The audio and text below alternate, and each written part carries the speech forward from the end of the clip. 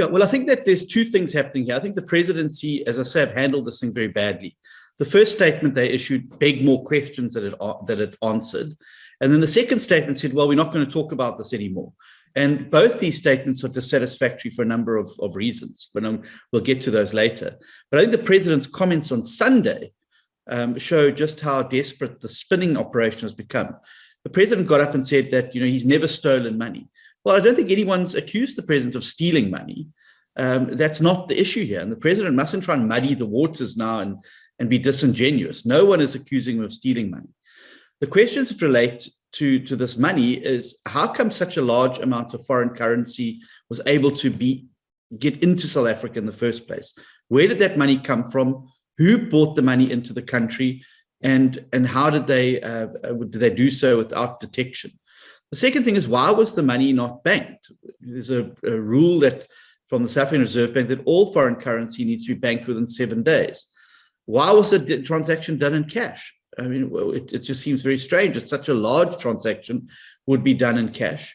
And then, did the president declare this in terms of SARS declarations?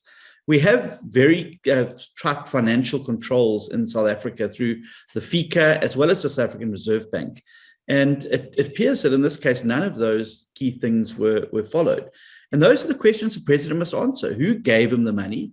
How long was it stored at his house? How much was it? Because he disputes the figure, but won't give an alternative figure and say it wasn't 4 million, it was 2 million. He said, no, he thinks it was much less than 4 million. Well, give us the figure. You must know. I mean, we're not talking about small change here. This is serious money. It's almost 60 million rand. This is serious money. You would surely know and ensure that every rand was accounted for, every dollar was accounted for in this particular instance. And then why was it not reported to the police? If somebody stole 4 million rand from me, not that I have 4 million rand, but if someone stole it from me, I'd be very angry and I would want the police to investigate and I would want the perpetrators brought to justice. In this instance, it's become clear that no case was actually opened with the South African Police Service. And why is that the case? And that can only be because you did not want the true source of this money to be exposed, which would have been a natural question that any police investigator would have asked us. Well, okay, you've had this money. Can you show us, prove that you had the money, and where did this money come from? And I think that there's very much an attempt to avoid answering that, which is why we've now got this whole cover up. And remember, it wasn't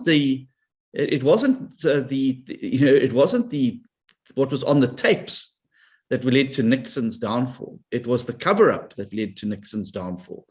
And the president needs to be very, very careful here that he doesn't leave the space open now, which he's retreated from, and allow that space to be filled by other people. Because in the absence of the facts and a full proper accounting from the president, well, there's going to continue to be speculation.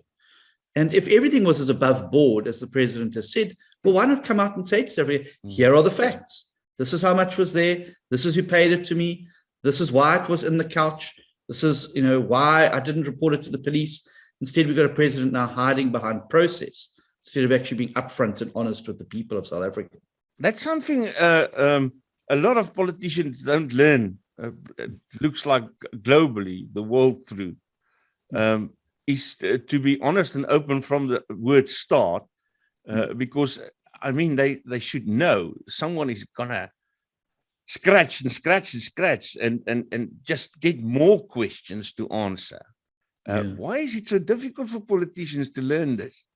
I don't know. There's a famous saying, if you're in a bad situation, what is the next thing you do? And the next thing you do is the first right thing. And I think the first right thing in this situation would have been to come out and say, yes, I shouldn't have been in possession of the money. These are the circumstances. I will submit myself to SARS and to the Reserve Bank. If there are any penalties to be paid, I will pay them. If there's charges to be answered to, I will answer them. Instead, we've now had this tap dance around the figures and then an attempt now to just say, well, we're not talking about this thing anymore.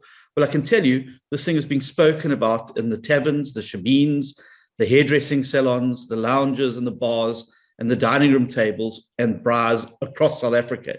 It's all South Africa is talking about. So the president can, be the false thrace and pretend that, put his head in the sand and pretend this is going to go away. Well, it's not going to go away. And until he makes the full proper account of it, it's not going to go away. Those questions are going to be there. And it's going to follow him into Parliament, and it's going to follow him to public events, just as Nkandla followed President Jacob Zuma wherever he went. So the president mustn't expect that this is just going to go away. It's not. And the only way it's going to go away is if he makes a full, honest, and open account of himself and puts those facts and open cards before the public.